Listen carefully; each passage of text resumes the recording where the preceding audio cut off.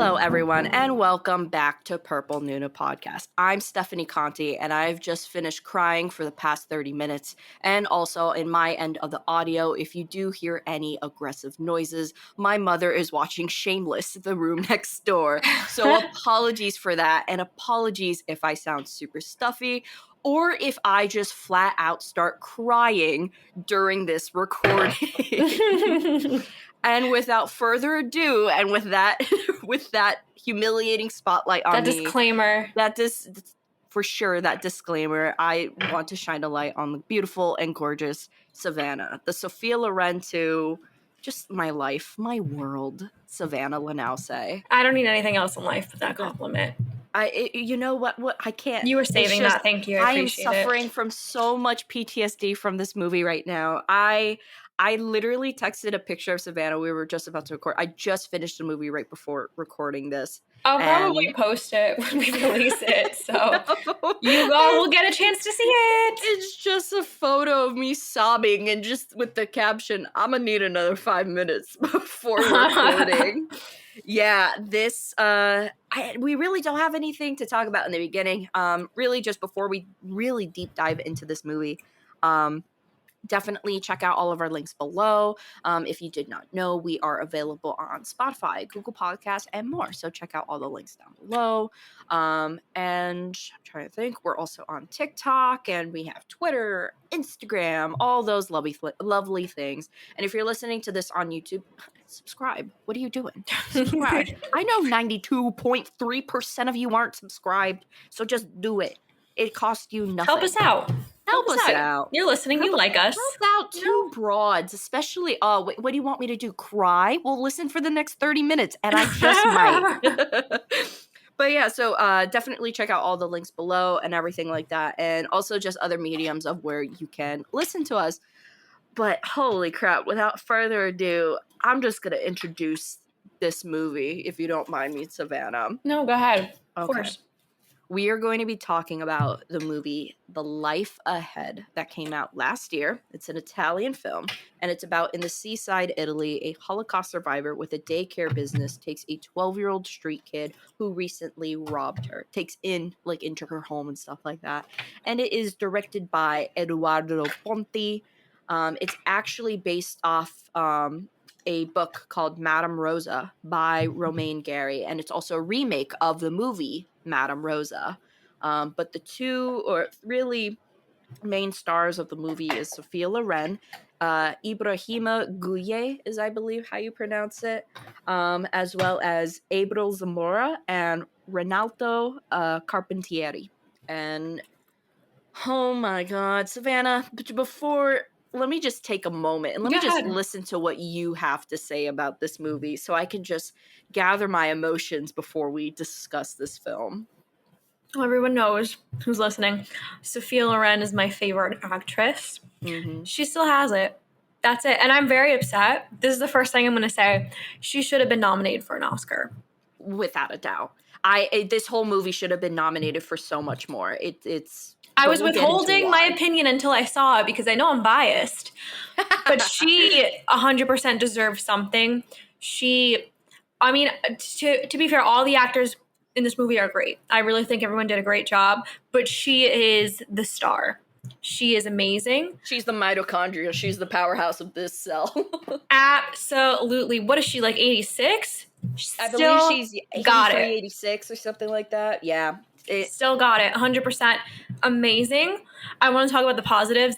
Acting is great. The story is solid. The main child actor is fantastic as well. He did such a great job. I just really liked how the movie was shot. A lot of the scenes I thought were very well done. I do have other things to say, but I wanted to get the positives out. You know what's funny? This easily could be our quickest review. We could just easily go, it's just good. Just watch it. Yeah. You know? And then just cap it at the 4-minute without a doubt, watch the movie. It's very, very good. Yeah. Before we get into the spoilers, if you want to know, should I watch this? It's on Netflix and blah, blah, blah. Yeah, please watch it. Just please watch it. It's great. I'm very impressed with... we already knew he was talented because we saw the short film. He made the short film we watched, right? Yeah. With her in it. I was also impressed with this movie. I thought he did well. I didn't even know it was a remake. So Yeah, it's a me, and I really didn't know either until when I was doing some more research on it. Yeah, it was originally a movie. It just went under Madame Rosa, the main character's name. Um, and it stars the actress from, I believe it's Cleo 9 to 5 or 5 to 7. I can't remember. Hold on, let me find it. But yeah, so it's a remake. I think the remake is from, or the original is from the 60s, I believe. Oh, come on. No, I accidentally hit an ad for Mortal Kombat. No, thank you. Let me just, I want to get all this straight. I should have put this up in a separate tab. Man, we really need an assistant. I mean, we don't got the money for it, but we really need an assistant. Zach's already doing us charity. I don't know if anybody else would at this point. So. Yeah, so Madame Rosa came out in 1977. It was directed by Moshe Mirazavi, or Mizrahi, and it starred Simone Signore. Okay. She is from Cleo 5 to 7, right? 5 to 7. Oh, she's from Diabolique. She's been in a bunch of Criterion titles. So she's in and the names sound Diabolique. familiar. And it's got to be Cleo 5 to 7, or is it 5 to 9? This thing's not helping me out. 5 to 9 makes more sense, but for some reason I'm seeing 6s and 7s in my head. I don't know. I could just be totally screwing this up. But anyways, well-known actress, Italian movie, and essentially it's this, from what I've heard, it's the same plot, but different avenues here and there. So I personally haven't seen the original or read the book that it's based off of. Right. So I'm not going to judge it, and I don't think you've read either or watched the other film either. So we're not going to judge it based on like its a remake predecessor and essentially like that. But yeah, isn't it Cleo 5 too? No, I'm screwing myself up. It is Cleo from 5 to 7, but I was getting confused with the actor. Wait, is that her though? I'm lost. I'm lost. Let's just stop Don't here. take my review. I've been an emotional wreck. But anyways, the girl kind of looks like the girl from Cleo 5 to 7. But we'll leave it at that. But yeah, ultimately, so it is from the original, but we're not judging it based off that. We did see a short film. Lord have mercy. I can't remember. I literally was going to ask you what the name was, but it was good. She was, it was a stupendous. Are we shocked? No. Human Voice. It was Human Voice, and it came out in 2014. Beautiful then, beautiful now. That was the one. That was a short film made by Eduardo Conti in 2014, and that was great too. That's available on the Criterion channel still, I believe. So that one was really good. Check that out. And if I'm not mistaken, I actually think the guy who's in Human Voice is also in the guy who plays the doctor. I think might be the same guy. Ooh, interesting. Maybe. Nope, I'm wrong on that. I've been wrong. I'm emotional. Yeah, it's okay. We understand. But first, let's kind of break down this movie so that way it's not a 5-minute review of just go watch it. It's good. This whole review could just be me complimenting Sophia Loren. Truly, that's it. It's just going to be being like beautiful. But really, let's talk about the plot. So, I think this plot, I will say, I underestimated this movie going into it, especially because I watched the interviews. So I was like, I know what happens. This movie can't throw me off my feet, but it did, and it did hard. It made me kind of facepalm it deep into the ground, emotionally watching this movie. There's just so many beautiful, these little details that come back around in towards the end of the film, even how the idea of Madame Rosa being a Holocaust survivor, how that kind of paves the meaning of her ending as well. Oh, absolutely. Oh my God. And then also little Momo. Poor Momo. I must say, I love this movie because it's so progressive. You got Momo, you got a Jewish Holocaust survivor, and you got a transgender mother, and it's just so beautiful. It's so gorgeous. I really feel like this movie hit so many different aspects of life, you know? Mm-hmm. It's so many aspects it involves with such a small cast, such Yeah, it's only like diverse 6 people. people. And really, 6 people carry this movie, and it's just all of them equally diverse, and it's just so so good. I really just love how open this movie is. This movie, what I love is it doesn't judge. Like, especially like considering like you have here a kid, a Muslim kid who is dealing drugs. You have a Holocaust survivor. You have a transgender, you know, friend who like, and this you have this Holocaust survivor who also happens to used to be a whore, and now to make money, she watches, you know, the children of other prostitutes. Like Yeah. it's just so like, holy crap, how many more details can you fit in, but without it being an overload somehow? It's just perfect to like storyline capacity, you know? I really, it's just so good. It's so good. I agree. I really. So I am going to say something though. Okay. I really wish the only thing, my main problem with the film is I wish we had more of a background on Rosa and Momo. We, they tell us, you know, they say, oh, you know, my mom was a prostitute and she says she's a Holocaust survivor. And she, you know, shared a little bit how she used to hide under the bunkers when she was in Auschwitz. But I feel like sometimes that doesn't always work. Like, I feel, how do I put this?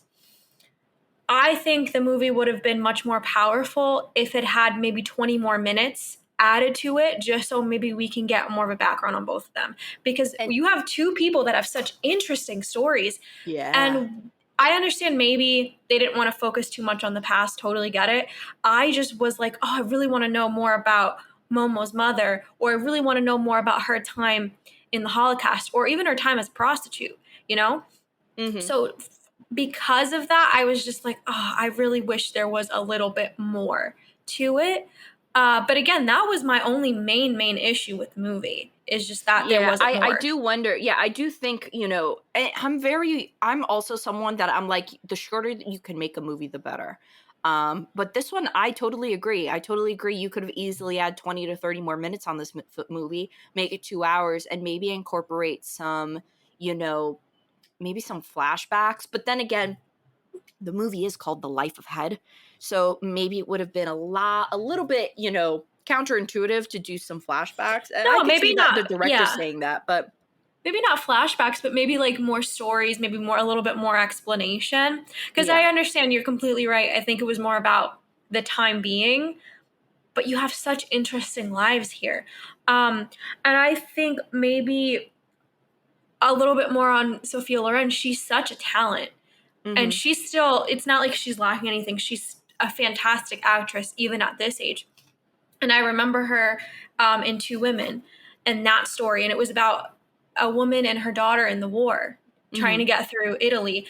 And I just feel like from that performance, she could have done a lot more if I think there was a little bit more time. But what she did so far, fantastic. What And she then did you time also have to being. consider age. You know, she's no spring chicken anymore, and I can understand her if for whatever reasons, whether it's just her own personal preference or maybe a health reason, why she would have to take it a little bit more easier. But I could totally, yeah, like, and I also think there was a part of me that, especially since knowing, I don't know if you know this, but Sophia Loren's like she grew up in a um the reason why she picked a lot of these roles was because that's how she grew up in. Her Yeah. mother used to be a prostitute growing up, and you know her mom was a single mom raising, you know, her in Italy and everything. And I think that's always what drew her to these specific roles, because if you notice, she never plays like the princess or, No, she you plays the know, the heiress. prostitute a lot, actually, to be She completely she honest. plays the dirty roles because, and in an interview that I saw with her, she said it's because it's what she knows from growing up in that society, and she never wanted to see people portray them as, you know, ugly, disgusting, vile, and wretched Yeah. women and stuff. She wanted to give life to them. And I think I really would have loved seeing, maybe not necessarily with Sophia Loren herself, but maybe them hiring an actress to play a younger version of her. I think what they could have done in terms of, because maybe adding in full flashback scenes wouldn't Might have have been too worked, much. but maybe doing glimpses of like a younger Sophia Loren, especially with like digital enhancement. Oh my god, I would have been screaming if they like digitally enhanced her to look, younger and everything like that, and to like just do like these kind of like dream-like Especially when in glimpses. the moments where she was staring off. Oh, Yes, that I that would have think, been perfect. and especially it also would have really worked for Momo when he has these moments with the lion. Yeah, yeah. I think because we kind of, obviously there is the CGI with the lion and everything, and I do like that. I really liked the incorporation of the lion. I could feel like people would not like it because it kind of derails to some extent, but it reminds you that this kid is still a kid, and That's I yeah, exactly really right. love the incorporation of the lion, or lioness rather. But I really wish maybe we could have seen like a tiny, tiny little Momo. And for whatever reason, like an actual glimpse as to why he had such an attachment to the lioness, whether it's maybe he saw it in his home country, or, maybe he had a toy growing up that looked like, the lion, or whatever it may be. I wish we had more of like that image, to associate with it. Absolutely. I was going to also say that I think what this movie does well is it doesn't fit the traditional, because there's a lot of movies like this where it's this young scruffy kid and someone takes them under their wing, but it, for a good part of the movie, Madame Rose is like against this. She's like, I Yeah. don't like this kid. This kid's out of his mind. A good portion of it, actually, until I think maybe the last half an hour. And I like that because I feel like it's a lot more realistic than her being like, he's got a couple of bugs, Yeah, come on to like, Madame Rosa, come into my arms. Yeah, I don't see, especially since the kid does rob her straight from the get-go. and That he's is the dealing intro. drugs. So Yeah. it's like, I like that it didn't fit that mold, because I do feel like I would have been sitting there like, I don't see this elderly woman wanting to just take in this kid that is obviously has some issues. At this age, she's tired. She's going through some health issues. She's already got one kid with her. So I thought Two, that. two. She's got the Oh the young boy yeah, and yeah. the little one. I forgot the kid's name, but the little Lola. No, it wasn't redhead. Lola. It was the other. Lola's Yeah, the friend. The friend that's Lola is the mother to the little one. yeah, yeah, yeah. So I really I appreciated that because it did add a lot of realism, and I think I would have been left like, oh, so this is kind of like every other plot. Mhm. Definitely great on the story's end. What did And you think of the directing? Sorry to interrupt. I'm kind of no, no, curious no. to think. A part of it, part of me when I was watching it, I was like, it looks good, but it's kind of lacking. Yeah, But once the lioness is introduced and kind of the directing evolves, especially there's one shot where there are several moments where, like, let's say Momo is running down the street. I really loved, there was like one scene of him just running and I love, but one of my favorites is in the end when he sees Lola and he runs down into the basement and closes the door yeah. and everything. I was just, well, at that point I'm sobbing and I'm seeing through the entire scene with my tear, through a layer of tears. And so it looked beautiful to me, but I think it could have been a little bit more adventurous, but it needed to be, I think it's still very good. It's balanced, because if it Yeah, got a little too adventurous, it would take away the realism from the story. I think he yeah, could have played around a little bit more with the whole lioness, and especially when the kids are just acting like kids. But I mean, overall, I thought it was pretty good. Yeah. yeah. I agree. I really like the scene where in the rain, where the kids kind of find her, and they're just like, okay, she's frozen. I really like how they shot her. I Yeah. thought that was just beautiful and heartbreaking at the same time. Yeah, and that too I saw an interview for, and essentially, like, it's raining on her face, Yeah, and they were like, and her son, because Eduardo Ponte is her son in real life, love and that. so He's her taking care of his son, mom. Love it. I love it, giving her jobs, love it, what a son. But I there's this she literally just keeps her eye open and everything, like her eyes open, and apparently they consulted a doctor, and they said people who have Madame Rosa's issues, this is what they typically look like. Even like if someone's tugging on their eyes and stuff like that, they won't snap out. So he just kind of tells his mom, like, don't blink, and shows she kind of faded away. And during that entire shot, she actually doesn't blink, which is pretty crazy considering she's got makeup on. She's got, water running down her face, getting into her eyes and everything. So that was just Again, incredible. where is the Oscar? She's clearly committed. Okay. Where's the Oscar that she deserves? And you know what? There's one thing, because I want to tap on the idea that you were saying about her not liking this kid, because that I think is the greatest weapon of this movie. And I will say Oh, weapon because it's what absolutely. gutted me in the end of this film. And that is Yes. because in the beginning, she has this, I'm gonna say lightly, a disdain for this kid. She doesn't like him. She's like, Of like, I'm just course. getting money. I don't like you. You could sleep next to the sink and everything like that.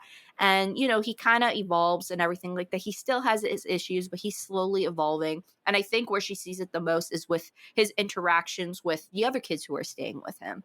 But Yeah. then when she has, her medical issues, and in the end, what made me go, is in the end when, they're kind of talking and everything, and she's forgetting him. And Yeah. she goes like, "Ooh, I'm not gonna cry." She essentially goes like, "Oh, you should come live with me. You're a nice boy." Meanwhile, she hated him. I was like, like sobbing at that point. It's so, so good. Oh, I'm okay. I am fine. But yeah, so that was the greatest weapon of this movie, because I wasn't expecting that to come back full circle and just, like punch me in the freaking solar plexus. My God, I don't think I've cried that hard for a movie like this in a long time. Of course it would I be mean, Sophia Loren. shit, I'm still crying. But acting is fantastic. The boy who plays Momo, and also the Abriel Zamora who plays Lola, was just fantastic too. Like, everyone just brought something to the table. Yeah. For a movie that is star Sophia Loren, it's very equally balanced amongst acting, and Sure, that's sure. hard to do. Especially when I think majority of these actors, especially the boy who plays Momo, are not veteran actors. I believe this is the first thing that um Yeah. yeah, it's the first thing that he ever did, and it's just so, so crazy to me. What a astounding performance. His performance almost reminds me of oh my God, he reminds me of I believe it's Quevesne Wallace, the girl from Beast of No Nation. Like, that just type of where it's like, how are you so young and you're just nailing these Yeah, you're performances like knocking it out of the nothing. park. You're just Yeah. knocking them. You're competing against the greats and everything like that. As well as the, oh my God, I forgot his name. Do you remember the movie Beast of No Nation? He reminds me a lot of that kid too. Did you ever see Beast of No Nation? It was the warlord, African war film, with the child war and stuff like that. With oh my God, what's his name? Beast of a Nation, you said? Beast of No Nation with Idris Elba. I don't think I saw it. Oh my God, it was the first. Not to sidetrack from this movie, it was Netflix's first movie that they ever did, and Wow. they knocked it out of the park. It was insane. It was absolutely incredible. It was the first time several years ago. It was the first time Netflix dived into movies, and it was their first film, and it was so good. So, so good. And they started off so strong. Like, I am pretty sure yeah, Beast of No Nation, I believe it is. Yep, Beast of No, Abraham Atta was his name, and he was fantastic in that movie. And if you have not seen that movie is absolutely incredible. It's about like a child soldier fighting in the civil war of an African country. And I mean, that movie gutted me like this one too, but it is really good. And I would compare the acting performance to this movie like the acting performance in that movie. I'll check it out. We're I want to adding it watch to it. the list now. All No right. one knows about this movie. Like, it was so, so good. I've actually never heard of it, so I'm very It surprised. actually got nominations. It was nominated for I believe, it's directed by the same guy who did, I think, did he do Okja? No, he didn't do Okja. Okja. No, I'm getting confused. No, he was the same guy that directed, or was it Okja? Oh, no, he's the director of No Time to Die. What? Yeah. Wow. All right. We got to check it out. It's so good. So I don't know. good. I don't do well though with like, so I threw up when I saw Blood Diamond. I don't know if I'm going to Oh do my God. well. I feel like that movie, Yeah. Blood Diamond, is not even that intense. Like, it doesn't show too much of the child soldiers, but I was like, it made me very, very, very upset. So I don't know how I'm going to do with this one, but I still want to see it if it's It's that so good. good. It's so good. Yep. And it was Netflix's first original film, and in 2015, and it was shot in Guyana. Well, how bad is it? Like, on a scale, like, is it like... I definitely think it's a little bit worse because you're dealing with this movie because you're dealing with child soldiers. That's what I'm That's what saying. you're gonna get. Oof. Definitely reserve a Sunday afternoon to just kind of. We're gonna have to do like a happy movie, that movie, and another happy movie, so It we is can rough. recover. It's a rough film, but it is done so well. So Okay. definitely check that out. But back to The Life of Head. But yeah. That's the type of performance I would compare it to. Man, I'm so upset no one knows about that movie. No one knows about Beast of No Nation. So good. I mean, I've never even seen it like on Netflix, like recommended, nothing. That's crazy. That is crazy. It's literally, it's the best thing, honestly, the best thing that Netflix has ever done. Let me see. That is high quality stuff right there. It is graphic. It is so graphic. So maybe so that would be maybe a thing, but back to The Life of Head. This is also from Netflix, knocking it out of the park. I mean, whoever is doing the movies, like whoever is saying like, yeah, let's do movies like Life Ahead. Let's do movies like Beast of No Nation. Absolutely. Like that. Keep giving them money. They're doing the job right. Don't do cuties. Don't do whatever all these BS, Netflix movies. I don't do this Nikita Dragon and Vlog Squad or whatever squad TikTok. Nobody wants to see it. Nobody wants to see it. We want to see this. We want to see like this. And you can give us happy movies too, but I want high quality stuff. I want good emotion, good acting. Just stop burning money. And literally, because this movie is probably lower budget compared to all the other Netflix movies that have come out. And it's probably the best one that did come out as of last year. 100%. 100%. So, and Sophia Loren is in it. That's it. That's it. I mean, that's why you got to watch it. But have you seen a lot of her films? A lot. I've seen her collaborations more so with Marcello Mastroianni. Oh, that counts. That counts. Yeah. So I've also seen bits and pieces. I've never seen it fully. It's a hard DVD to get. Countess from Hong Kong with her in it. That's you ever heard of that? Yeah, it's not her best. It's with Brando. It's not their best. I've heard it's not. They both accounted that it was just a really hard movie to work on because Chaplin was like insane. Oh yeah. Yeah, it was Brando said his dreams were crushed because he looked up to Chaplin, and then when he got to work on the film, he said Chaplin was the most sadistic man he ever worked with. Yeah. Like it was. And people say a lot about Brando. So if you have Brando saying really bad things about this guy, man, that's crazy. But yeah, like I've seen little bits pieces. I have seen like the Yesterday, Today, Tomorrow is probably one of my favorites with her. I've seen the one with where she sings "You Wanna Be Americano." Oh. Yeah, that one. I forgot the title. Naples. Something happening in Naples. Yeah. Something like that. But I definitely need to expand. I know the movie that you love her the most, and I actually haven't seen, so I definitely have to get into that one. I love that movie and a movie called Sunflower. It's a beautiful film. It's with that's a newer one of hers, right? It's in the 70s. Yeah, it's in the 70s. She's a little bit older. But it's a very beautiful film. I think she's a great actress because she can go funny and really dramatic in just a flash. Yeah, and I really enjoy the fact that she plays against her stereotype. I mean, Sophia Loren is probably one of the most beautiful people to ever live. Of course. And she always loves to play against that stereotype. And she has played into the stereotype at times, but majority of the times she plays against it. And I really like that. And I really wish I would see more actors today do that.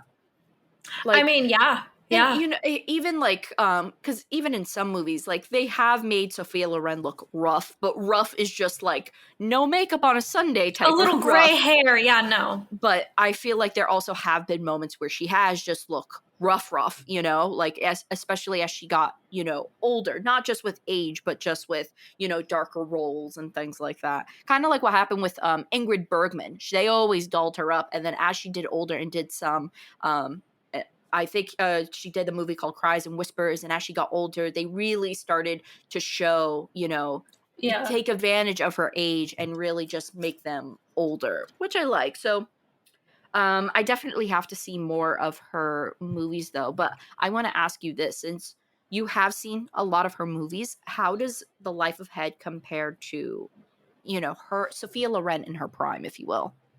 Oh, I mean, number one, she hasn't lost anything. Like when you look at this movie, it's still Sophia Loren, and Yeah. I love that because that's not the case for every older actor and actress.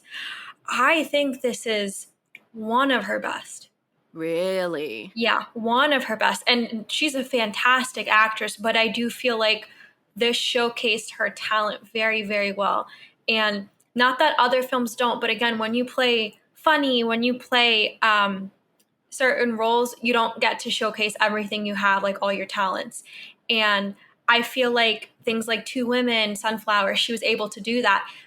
And she was able to do this incredibly well. And So would you say that defining moment for this movie of her, and like just putting this movie in, like, in her filmography as like one of her best performances, would it be that the rain scene, or do you have another scene that is why you would put it with all of those other movies?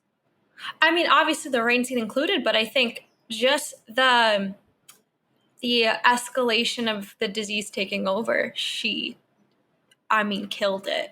I Mm-hmm. mean, even her just being like, please don't send me to the hospital. Like, I know what they're going to do to me to the hospital. Oscar. Yeah. There's a Just bunch of moments in this film where it's defines her talents. And I think because there's a bunch of moments, it's not just one moment.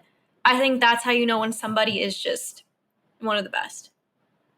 absolutely. And I also, there's something really special, and maybe it's, not just because it's done by the son of Sophia Loren and Carlo Ponti, but there really is something, even though it's modern, very, very modern, there's Sure. very something classic Yeah. 1960s and 50s, Italian movie style to it.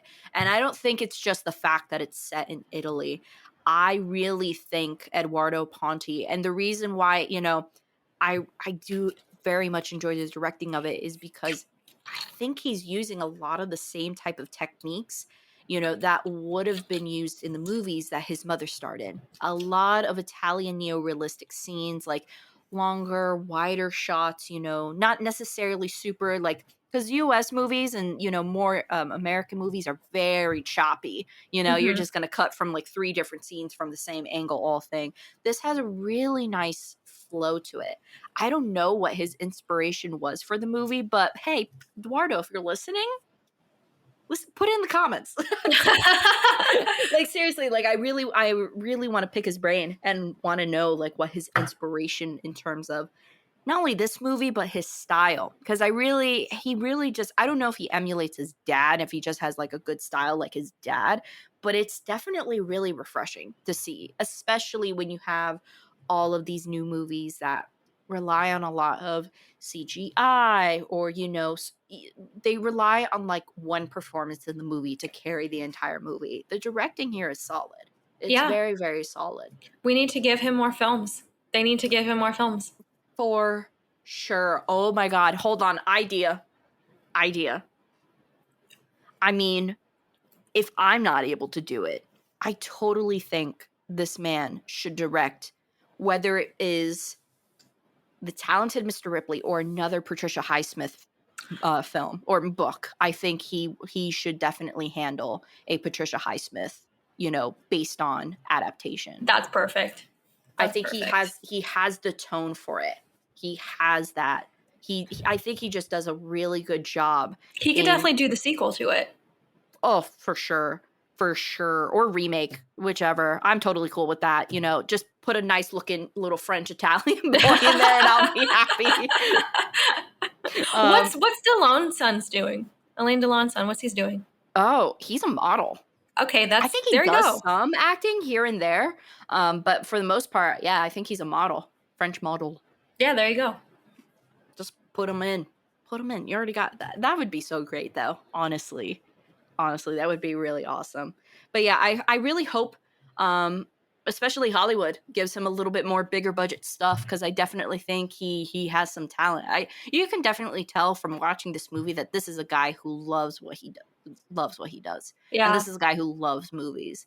So definitely, I hope to see more bigger, maybe more Netflix deals, for him down the road. And especially with the lady who plays Lola, and also the boy who plays Momo. Just really great acting. I know the Abriel Zamora, she actually did she was on a more bigger Netflix show. I can't She's a remember. Spanish actress. She's from Spain, right? I could tell by Yes. the accent. Yeah, but I believe she was on a Netflix show recently. Okay. Yeah, some type of Netflix show. I can't remember. I'm not sure if she played herself or she was playing a character, but I do remember seeing her, some I can't remember, but I do remember seeing a headline with her name in it. But I want to see more from her too, because I thought she was really great in this movie as well. Everyone deserves a gold star. And you Great. know A what? plus cast. A plus cast. You know what this movie is kind of reminding me of? I don't know why, and maybe you could help me figure it out. Do you remember one of our first movies that we talked about when we were doing in order? Oh my god, it was the Iranian film. What? Oh. There's a Oh. similar feel. There's a similar feel Oh. from What's it that movie in called? terms of the way it looks. It's done by a very prolific, director, especially Iranian director. Um I know what you're talking about. I can't remember what it's it called. starts with a number. It starts with a number. Ah, hold on. Let me go to the Purple Just Moon let's look it up because I archives. know what you're talking about. It's the actress, the Iranian actress that's in it. Yeah. I really wonder, like, there's something about that movie that when I'm watching this, it's kind of bringing me back to that. Well, it's shot in the same way, like you were saying. It's not like the small, like how modern movies shoot their films. It's not like 3 cuts per scene. I Yeah. think the way it's filmed is very similar to this movie. So I agree with you there. It has a similar feel. Yeah, hold on. Let me see if I can find it. The name of it. Oh, is it Three Faces? I No, think no, you're so close. You are so close. no, I don't know. I think it's It's something Faces.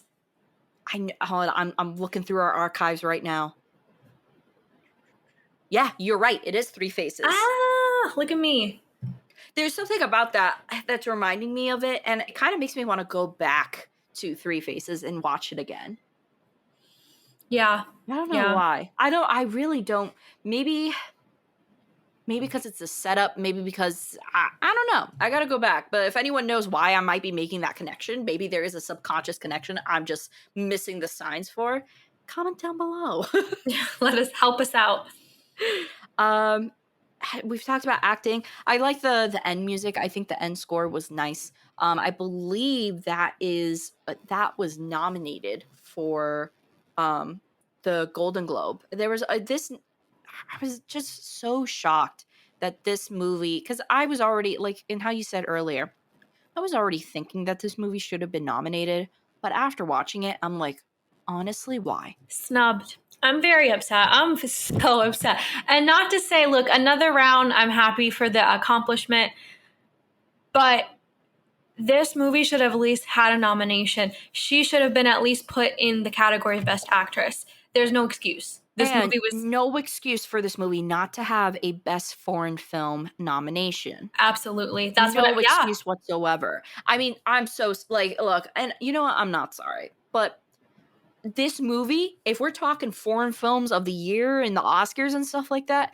it crushes. It crushes another round. Yeah, I Crushes it. agree.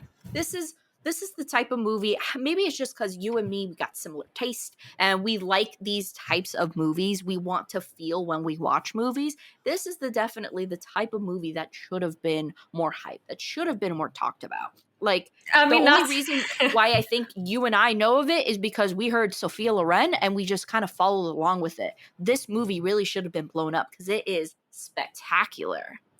I'm sorry, but like four drunk dudes going through a midlife crisis, or an old Jewish prostitute taking in a troubled boy. Tell me what's more important off the bat. Facts. That's Not to straight say that facts. Another Round isn't a decent movie. It's just, it definitely, look, I'm going to be real. It's Mads Mikkelsen. That's why It's everybody knew Mads the Mikkelsen, and other movie. than that, it's a lackluster film. This movie's got everything. And look, I can understand if you're like, well, I just want to watch a movie about, the boys going out for a drink. But if that's how you felt, go watch At World's End. Go watch, any other like British comedy out there. True. Because this one, and I understand, like, yes, there is some cultural significance with Another Round, and that's why I say it's worth a watch. But in terms of worth the Oscars, worth a DiCaprio remake, are you kidding me? No, sorry, I'm still bitter over it. I'm still bitter. No, I am very upset Sophia Loren wasn't. She deserved it. She deserved it. She She was won great. it 50 years ago. She can win it again. Oh, maybe 60 years ago. All the way till the end. I literally cried for 30 minutes straight from this movie. From the moment she started getting sick and whatnot, I was like, maybe it's just because I have a soft spot for old Italian women, but it really just knocked me off my feet. And keep in mind, like, I saw the interviews where they're like, oh yeah, and spoiler alert, if you didn't know, yeah, Sophia Loren's character dies. And I didn't know. I wasn't expecting it. I saw interviews where she was like, oh yeah, I die. Oh yeah, I die. And I'm like, okay, that's so good knowing in. Yeah, if I did not know she died, I probably would have been worse. It would have been extended for like another hour long cry afterwards. But it really, just even like these little details of the movies, I can't explain how good it is, how it just all circumvents back to the end. And it just kind of, it lays perfectly from the photo to her, the parallels between her hiding in the bunker when she was, a Holocaust survivor, to her now hiding in her new little bunker when Right, she she doesn't made a want to new be taken one. back I to the can't. hospital. Like, it's just all these little tiny details. And I like that it's not in your face. Look at the moral, look at the message, look at this detail. Remember, it's just all like, they just all fall into place so beautifully. I really, hats off to Eduardo Ponti for doing this movie. That definitely, I wish I had saw this movie earlier, because when we were talking about like our best movies from 2020, this would have been in there for sure. Yeah. For sure. Yeah. Without a doubt. Is there anything else, any other comments or anything that you have about this movie before we give it a final score? No, I just wish it got more publicity. I wish it got more notoriety, right? That's how notoriety. I don't use big words like that. That sounds good to me, though. That's not how you say it. Yes, that. Mhm. Because it's such a good film. Yes, I wish there was more. I wish there was a little bit more, background. But I think the moral of the story, the way it was filmed, Sophia Loren, it's everything you could need in this type of film. So I hope everyone goes to see it now. It's also a foreign film, so I also know that doesn't help. But if you didn't know, Miss Loren dubs herself in English as well. So you're not missing anything. Oh my God. She's a queen.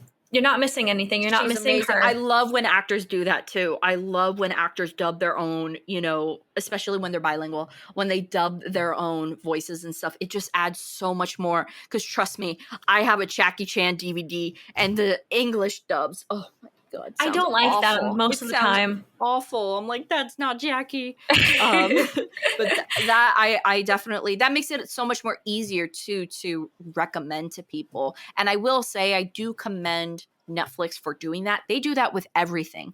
Not only are you creating more market for voice actors and things like that, which is fantastic, and you're also creating more jobs. Thank you, Netflix. Even though you could be a little big and scary sometimes with how much you're taking over the industry, but whatever. Thank you for that.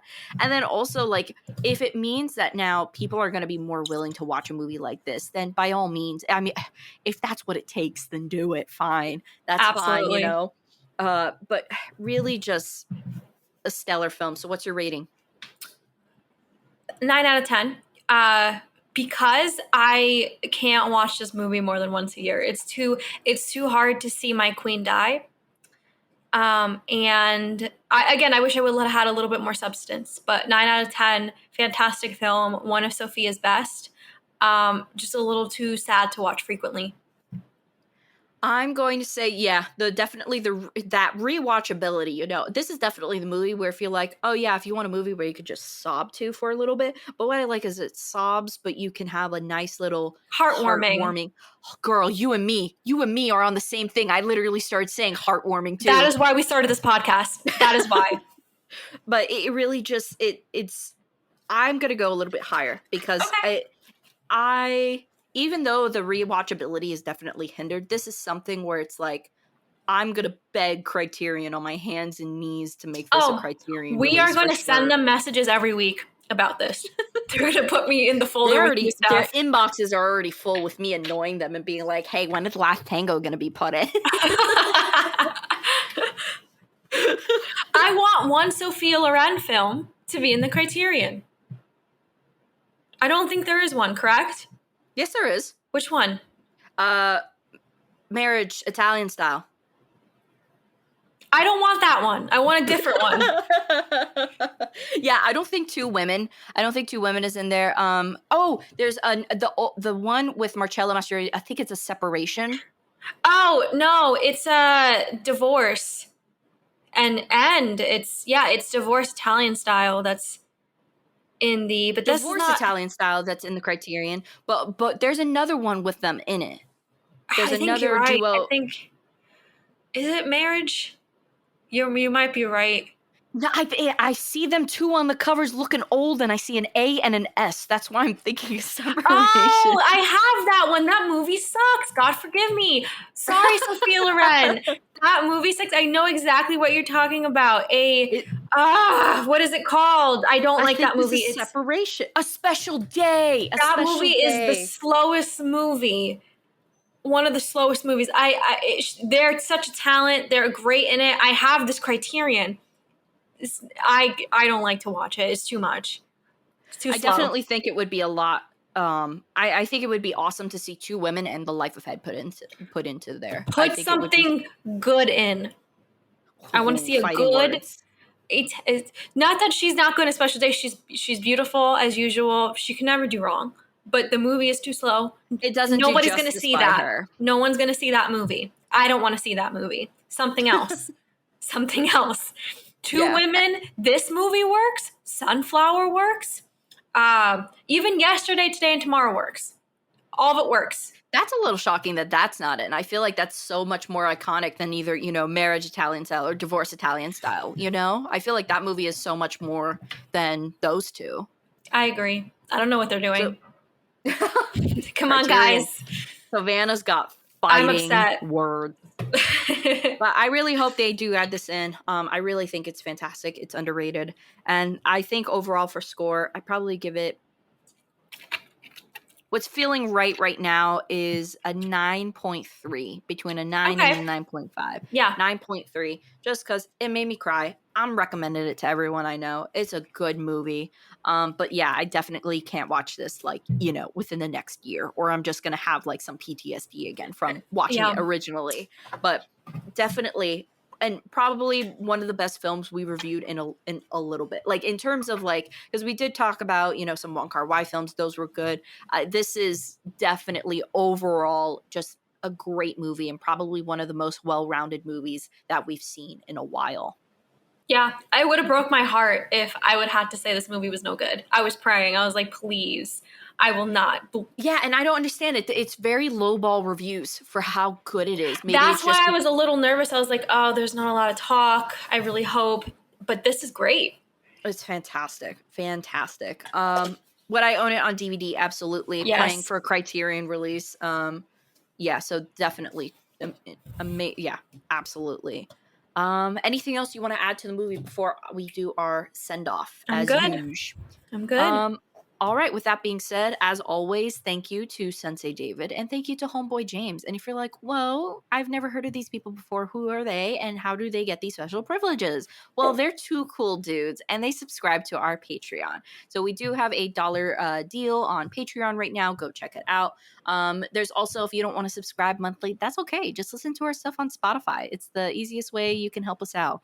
As well as just, sharing us around with your friends, your family, your teachers, your mothers, your fathers, all around. And the next time you guys will be hearing from us, we're going to be talking about 2 movies, and we're also going to be picking up a little bit of speed because we're going into our summer break soon. But don't hold me against that because things are always subjective to change depending how finals go. All these disclaimers. Depending on how finals go, essentially. But yeah, next time you will be hearing from us, we will be talking about the movie Malcolm and Marie, as well as a movie called Spring by the 2 people who made Synchronic. So there's a lot to talk about that. We're going to go to their older film first and check out Spring first, and as well as Malcolm and Marie, a movie that seemed to be everywhere for 1 second, and then the next day, no one talked about it. So, and yeah, until next time, we'll see you then. Bye-bye. Bye.